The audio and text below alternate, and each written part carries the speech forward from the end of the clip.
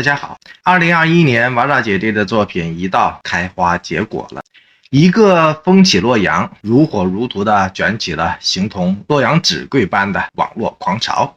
一个谁是凶手，3位迷雾凶嫌配合一大波相当走心的海报的宣传，已经整装待发了。古今大战顶流担当的各种的悬疑风，已经把整个的网络空间搅得个大浪朝天了。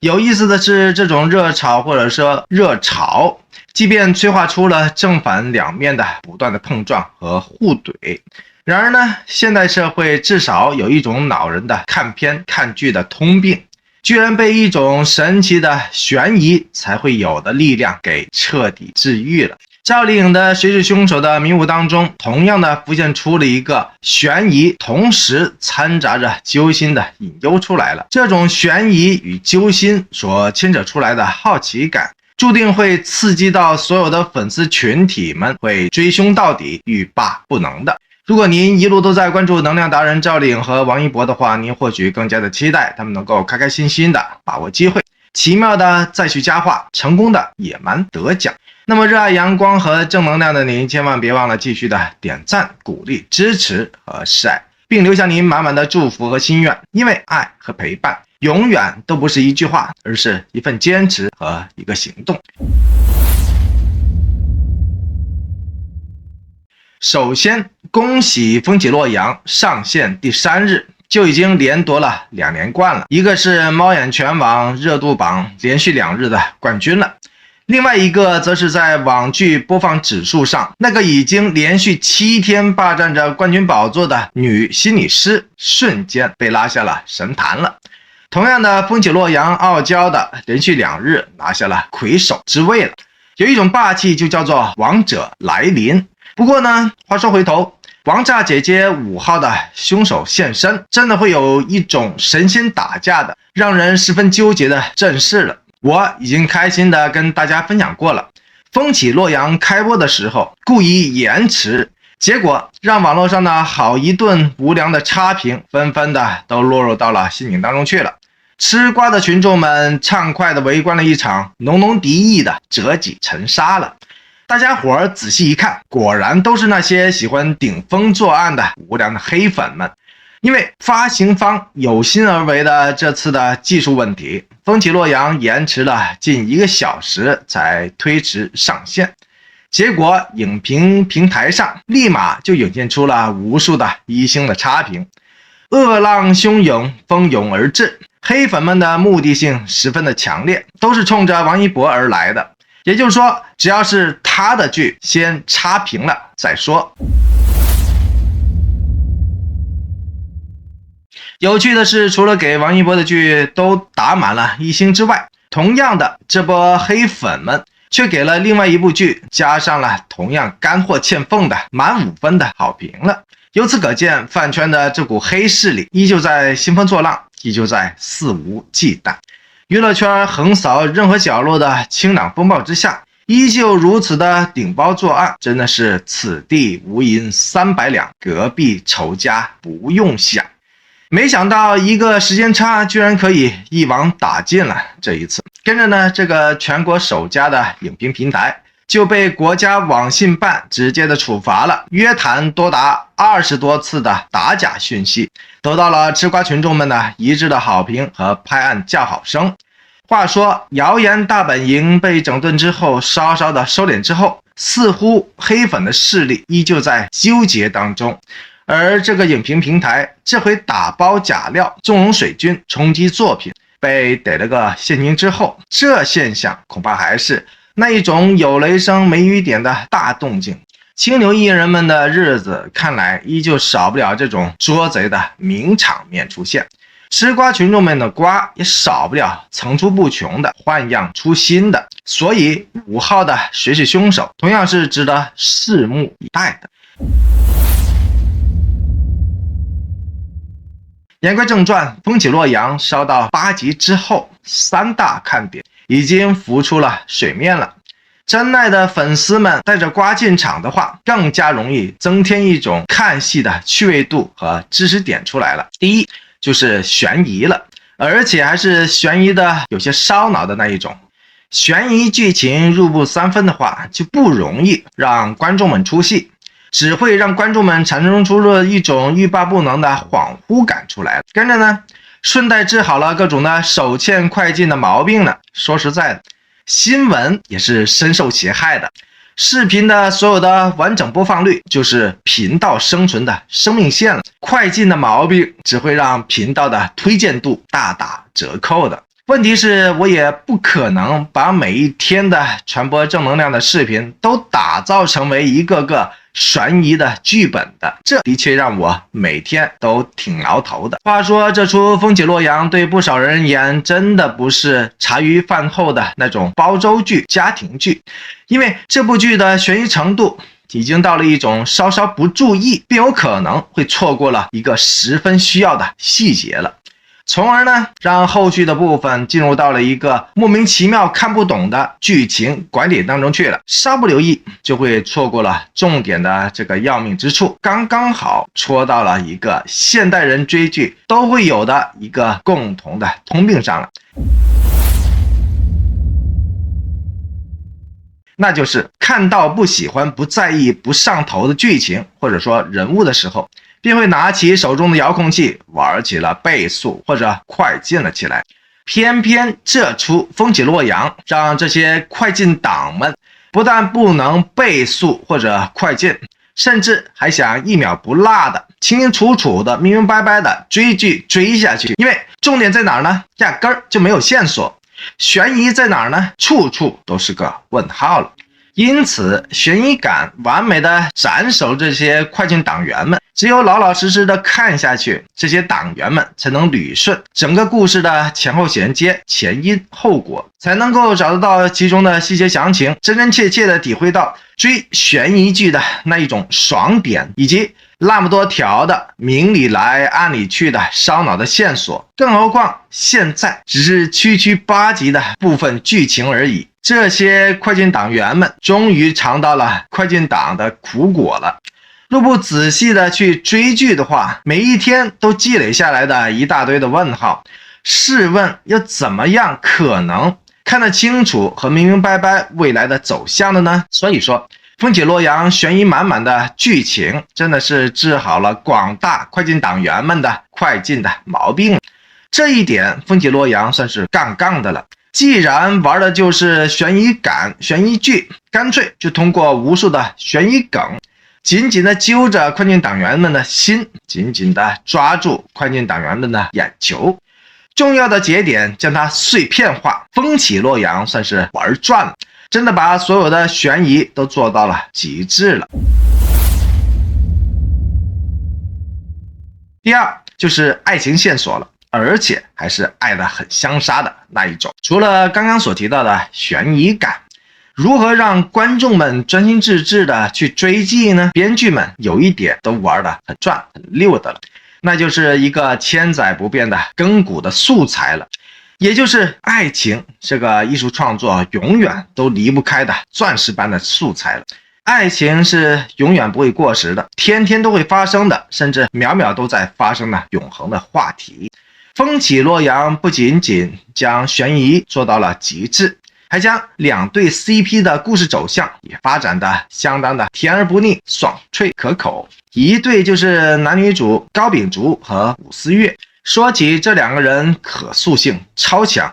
刚开始的时候，高秉烛就属于那个亦正亦邪的贼属性，而武思月则是属于公正无私、刚正不阿的官属性。这两个人貌似很对立，是不是呢？这不正正好等于一个抓一个逃的猫鼠的游戏吗？对不对呢？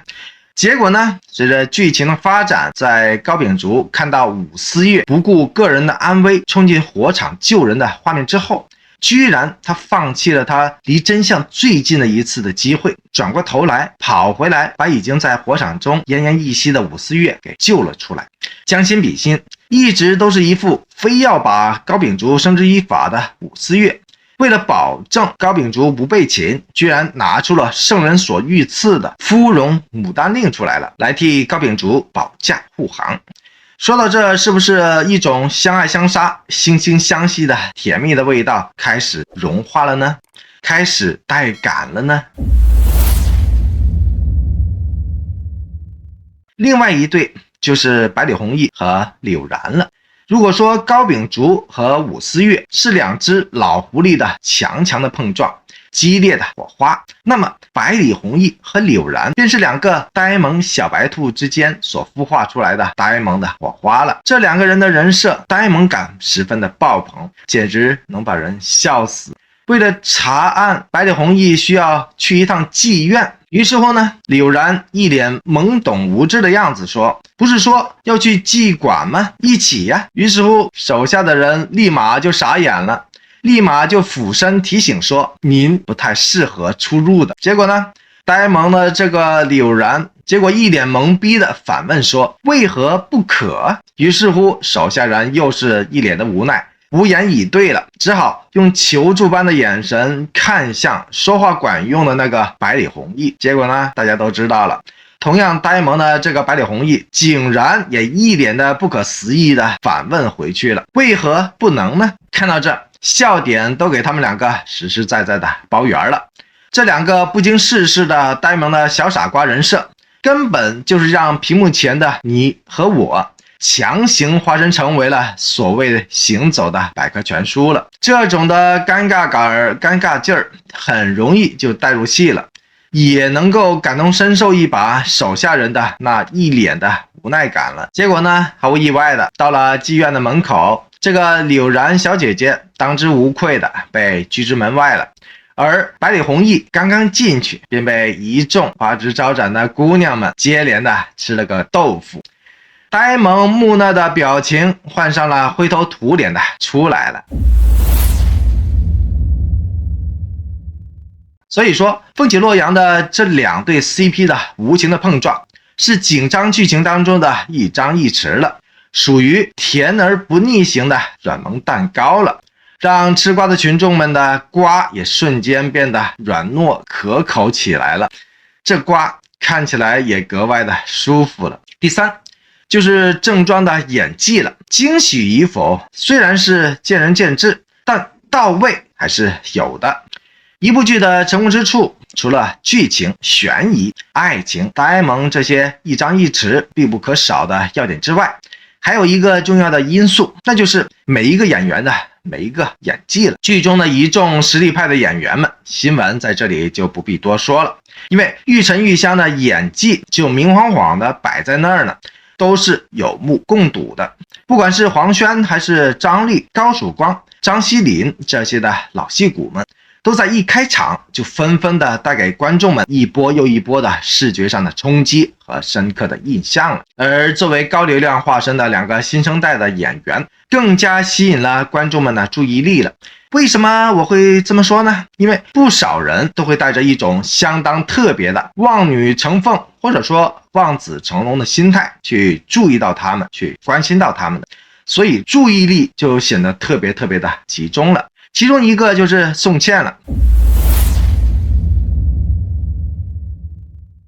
众所周知，宋茜的演技一直都没有飞跃性的突破，宋茜逃不出傻白甜的原始的人设，因此这些的套路久而久之勉勉强强都能够接受得了的，凑合着都能看了。如果说演技它真的没有什么层次感和说服力的，但这一次他在风起洛阳当中的表现明显就开始了用力了，因为这次宋茜居然颠覆性的饰演了一位身手不凡的头脑灵活的内卫高手，特别是一出场的打戏，这个宋茜就演得力道尽显，张弛有度了，颇有一番侠女的风范，既飒又美，带感十足，将女主武思叶身上那种巾帼不让须眉的内核的霸气与恪尽职守、一心守护神都的立体的形象，完全的展现在了观众的面前，令人眼目一新。虽然他的台词功底依旧是欠缺火候，但至少他的用心和用力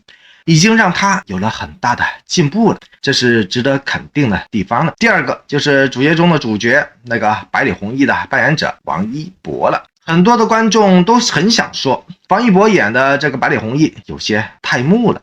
这一点我专题的提到过了。百里弘毅的人物设定本身就是一个拥有木石之心的，完全不懂得变通，甚至相当刻板的人物的设定。不然的话，当他面对柳湘的质问，也就是为何又来娶柳然的这个质问，他也不会一丝不苟的送上了一句呆萌无比的回答了，也就是说是为了让父亲高兴的大白话了。而且在他查案的时候，当着死者家属的面，他说要开棺验尸的时候，死者的家属回怼说你怎么不开自己父亲的棺的时候，他也不会不经大脑毫不隐瞒的，甚至有点理直气壮的回怼说验过啦。由此可见，百里弘毅本就是一个木讷人设，如果稍稍演得投入一些，用力一些，情绪起伏再大一些的话，估计这种的人设也就跟着崩了，更加的让人纠结不已，矛盾结合了。总之，正是这个王一博的墓才成就了百里弘毅的这个人了。随着剧情的不断的更新和发展，当百里弘毅一点一点的经历了各种的磨砺之后，真正开始改变的时候，我们或许就能够看到王一博的表现张力了，也会随着人物心理的不断的改变而不断的火花四射，漫溢开来的。百里弘毅无需百日就能够让观众们看到他的出发和终点了，就能够看到他眼神杀的进阶和段位了。您如果非常期待百里弘毅的每日的变化和成长的话，不妨在评论区当中大力的打入4个字的短评，也就是期待进步这4个充满力量的祝福的字眼，因为您的祝福的背后注定都是他的成长的足迹。12月2号，电视剧《谁是凶手》官宣定档了。12月5号起开始在爱奇艺迷雾剧场正式的首播了。虽然今年的迷雾剧场开局不利，连续开播的几部悬疑剧质量均为一般，因为其往年屡有经验之作，所以不费热情的观众们依旧热切的希望迷雾剧场能够拿出高品质的作品出来。一言蔽之，谁是凶手的地点发生在南方的一座小城市，谁是凶手的事件就是要找出16年前的犯案真凶了。说白了，无数的悬疑犯案剧都是这么样的一个故事的起初和设定，因此单从目前的剧情概况当中无法看得出来谁是凶手的与众不同出来。基于这部预告片的内容，该剧涉及了一些犯罪心理学的干货的内容。有意思的是，从以往国产悬疑剧的经验上来看，犯罪心理学的内容不容易出彩，特别容易陷入到了噱头的状态当中去了。核心的关键其实就是编剧的那支笔头笔杆了。国外的大牌编剧们这方面的功底和成就就显得明显的不同了。演员方面则阵容强大，这个我也说了几次了。肖央、董子健这2位男主角都属于不错的口碑型的演技派，很多电视连续剧让人没法看下去，主要的原因都在于演员没有选好，非要搞什么男流量明星去带货去带流量，结果呢，好好的剧本让没有演技的男明星们演出了个呆板和无趣出来了，剩下的就是相关的粉丝群体们的彻夜狂欢了。而真正的观众群体们见到了这类型的剧作，大都会望而却步，不想入坑的。这一次电视连续剧《谁是凶手》终于在男主角的方面启用了演技傍身的实力派男演员了，这是非常大的进步之一了。这也意味着，如果剧作的质量过关的话，大量的真实而普通的观众都会涌入跟随一起进入到了追剧的模式当中去了。这是一群远比流量粉丝群体来的强大、来的扎实的真正的电视剧消费人群了。其中女主角就不用多说了，刘琳和高露这2位女配角也是令人放心的。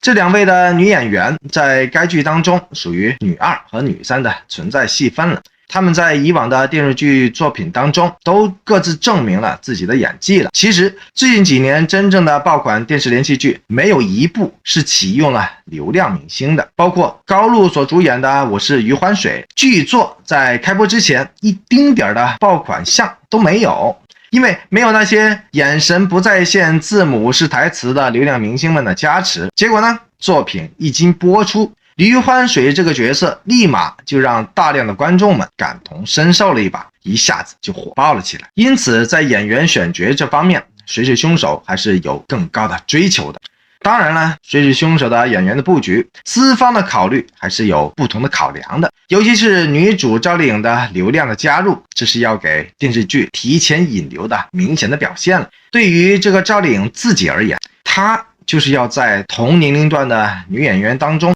追求脱颖而出，突破自己，突破樊篱的。因此转型路上的她必须通过拍摄现实题材的影视剧作品来证实自己的实力和潜力所在。30而立现代的古装的偶像剧显然已经都立不住了，这点赵丽颖比谁都明白。未来的正剧作品需要更加的厚实，需要更多的底蕴，现实的题材是必经之路了。因此谁是凶手的出品方的全盘的考量，以及演员赵丽颖的突然的加盟，是相互的需求，彼此的需要。赵丽颖需要把这部悬疑剧当做了一个容易上手的突破口，进而呢迅速的变现成为铺垫成为自己演技之路的最快的捷径了。同为85花的那个杨幂，现在依旧沉迷于偶像剧和流量剧这类的作品当中，因着明星光环的消耗和加持，根本就看不出她真正的演技的水平出来。因此杨幂已经开始找不到北了。现在好在她的商业的头脑运转的不错，这口偶像的饭她还能吃上1-2年的。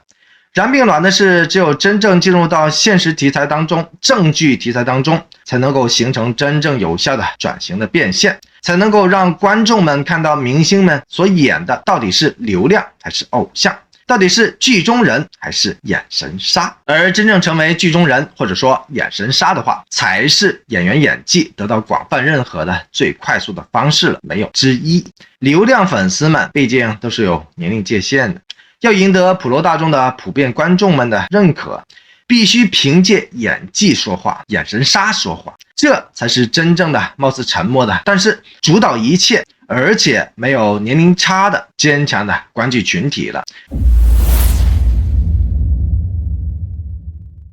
至于说谁是凶手的导演孙浩，我也介绍了多次了。孙浩的作品都很能扛，尤其像老伴、穿越、激情这些10几年前的电视剧作品，观众们的口碑到现在依旧是很不错。很显然这位上了岁数的老导演是能够完美的驾驭现实题材的，所以谁是凶手在导演的层面上大家都可以彻底的放心的。说到这儿，必须给大家一盆冷水去暖暖脚了，因为大家伙的热情可见，只是未来总是未知的，这就包括谁是凶手的编剧了。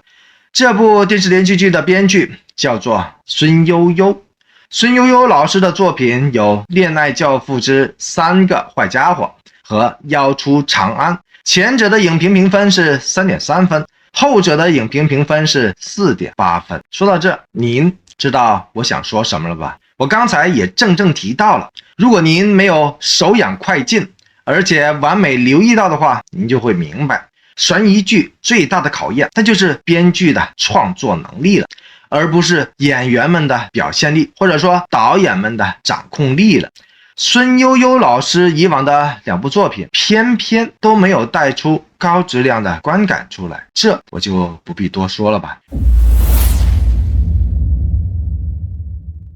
如果您心里面咯噔一下，那就对了，不要太期望了。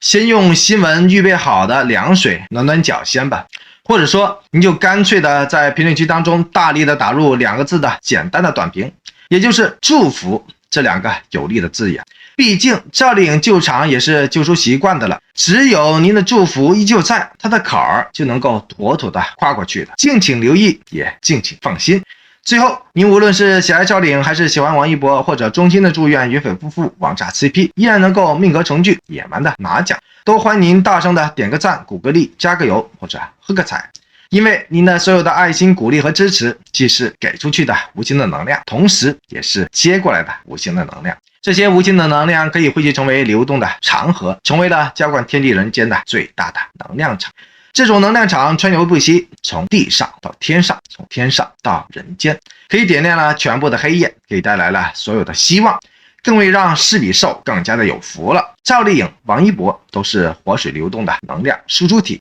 您同样也是，您的爱和祝福更是汇集成江河的每日的小溪流。所以爱就请全心的爱到底，说就请大声的说出来。同样的，我也热烈的欢迎您继续的点赞、鼓励、订阅、转发和支持本频道，因为这里面有爱、有光，也有盐。多谢您的一路的陪伴和宝贵的时间。